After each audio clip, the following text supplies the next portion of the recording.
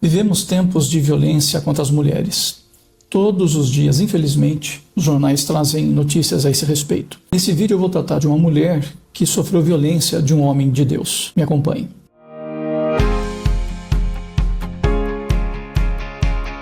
Bem-vindo ao Bíblia, um jeito diferente de ler.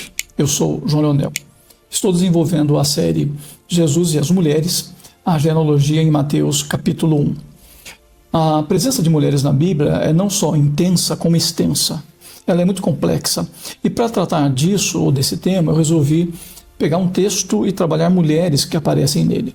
Nesse caso, eu peguei o capítulo 1 do Evangelho de Mateus, que traz, na genealogia de Jesus Cristo, 5 mulheres: Tamar, Raabe, Ruth, Batseba e Maria. Eu as tomo como exemplo de todas as mulheres que aparecem na Bíblia e da importância delas. Eu analiso como, mesmo em sociedades patriarcais, essas mulheres foram usadas por Deus para cumprir a sua vontade. E eu faço isso, como sempre, através de uma análise literária dos textos bíblicos.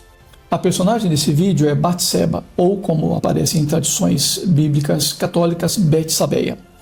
Ela é conhecida como uma mulher que teve um adultério com o rei Davi. Será mesmo?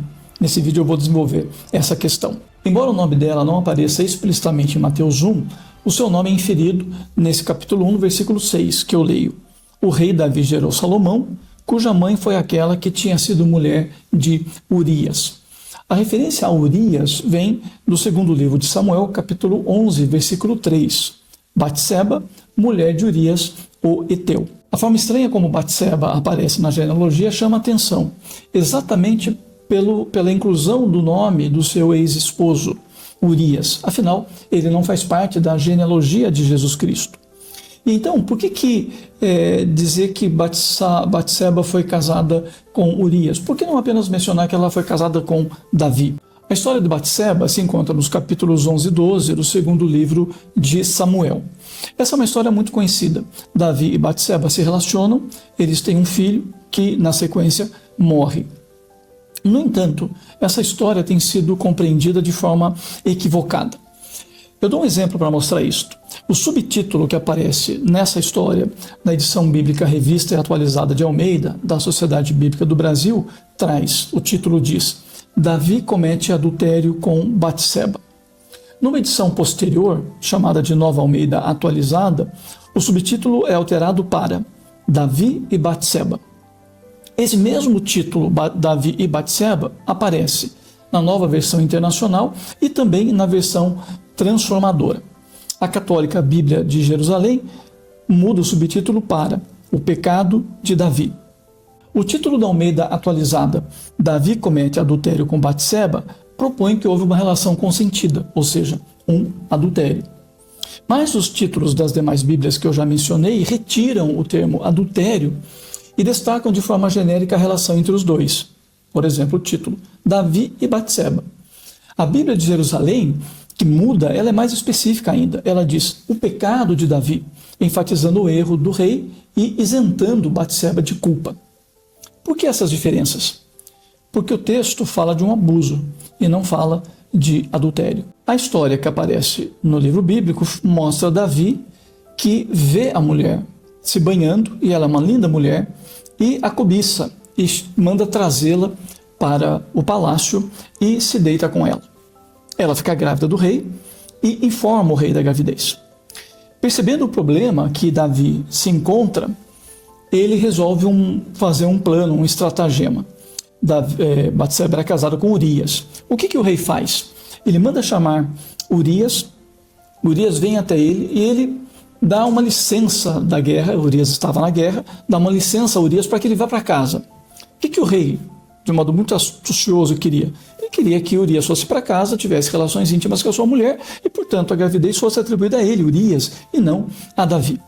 O problema é que Urias era um homem muito sério e ele diz ao rei que ele não vai para casa. Ele fala para o rei que, assim como os seus demais soldados dormem em tendas e no chão, ele faria o mesmo. Ele fica dormindo ali com os servos de Davi. Bem, Davi percebe que o plano não deu certo e o que ele faz? Ele escreve uma carta para os superiores de Urias, dá para Urias, devolve Urias ao campo de batalha, e nessa carta dizia para esses superiores, os generais, que colocasse Urias lá na frente do campo de batalha. O objetivo de Davi era que Urias morresse. E de fato acontece isso. Urias é praticamente abandonado no campo de batalha e morre. Na sequência, Davi se casa com Batseba. E o que essa história, então, permite a gente pensar acerca de Batseba? Se ela foi, de fato, forçada por Davi ou não. Há algumas coisas que eu quero destacar para vocês. Primeiro, é o fato de que nessa história a gente não ouve a voz de Batseba. Ela é silente, ela é silenciada, ela em nenhum momento se manifesta. O que isso significa? Que ela simplesmente é obrigada a fazer aquilo que está acontecendo. O rei manda chamá-la, atrás, tem relação com ela, e ela, enfim, não apresenta a sua opinião ou a sua vontade. Ela é submetida à vontade do rei. O fato, talvez alguém diga, mas eles se casaram. Bem, mas o fato do casamento em si não diz nada, porque naquela época e cultura, os casamentos também se davam sem o consentimento das mulheres. Um segundo argumento é que o plano de enviar Urias para casa e depois para o campo de batalha para que ele morresse, é um plano exclusivamente de Davi. É ele que elabora esse plano. É ele que deseja se livrar do peso de receber a acusação de ser o pai da criança que Batseba trazia no seu ventre. E é significativo dizer que, na sequência, Deus manda o profeta ao rei e o profeta vai lá denunciá-lo. Então, não há participação de Batseba no plano de Davi. Davi é o único a fazer esse plano e ele é o responsável pelo plano de matar Urias. Em terceiro lugar, no final do capítulo 11, o narrador nos diz que Davi tinha feito isso e isso pareceu mal aos olhos do Senhor. Deus reprova o que Davi fez. Deus reprova Davi, mas não há censura para Batseba. E por fim, no capítulo 12, Deus manda o profeta Natã falar com Davi. E Natã vai lá para condená-lo. O profeta diz objetivamente para Davi em nome de Deus: por que então você desprezou a palavra do Senhor, fazendo o que era mal aos olhos dele? E o que era mal aos olhos de Deus? O profeta fala de duas coisas. O profeta diz que Davi matou Urias com espada, o heteu, e que Davi tomou para si a esposa dele. Esses foram os dois pecados de Davi. Mas talvez alguém diga, ok, pode até ter sido realmente uma violência de Davi com Batseba, mas ao final a Batseba fica com Davi e depois, no segundo filho, ela dá luz a Salomão. Bem, é verdade. No entanto, é importante a gente lembrar que Davi possuía um harém. Em textos anteriores a esse, no segundo livro de Samuel, no capítulo 5, se diz: Davi tomou mais concubinas e mulheres de Jerusalém depois que tinha vindo de Hebrom. Isso aconteceu antes dele tomar Batseba para si. Certamente, então, Batseba é incluída no harém do rei. E veja, naquele tempo, naquela cultura, uma mulher poderia deixar o casamento apenas se o seu esposo a abandonasse, somente se o homem não quisesse mais. Então, não tem como a gente dizer, Batseba poderia ter ido embora. Não, ela não poderia. Provavelmente ela ficou no harém do rei Davi. Voltando à genealogia, então a gente agora tem mais elementos para entender o que a genealogia diz. O rei Davi gerou Salomão, cuja mãe foi aquele que tinha sido mulher de Urias. O objetivo aqui é registrar, então, que Salomão nasce após um filho de Batseba se perder e ele nasce contra, de uma relação contra a vontade de Batseba.